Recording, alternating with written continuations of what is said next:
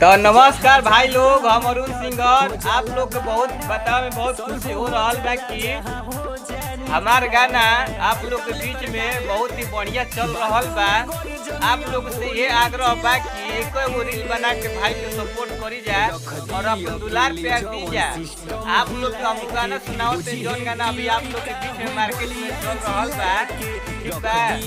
गाना के का लाइन बा, जहाँ जहाँ मैं लौट हो जाला बाड़ा, सबू हो जाला जहाँ हो जानी खड़ा। जहाँ जहाँ मैं लौट हो जाला बाड़ा, सबू हो जाला जहाँ हो जानी खड़ा।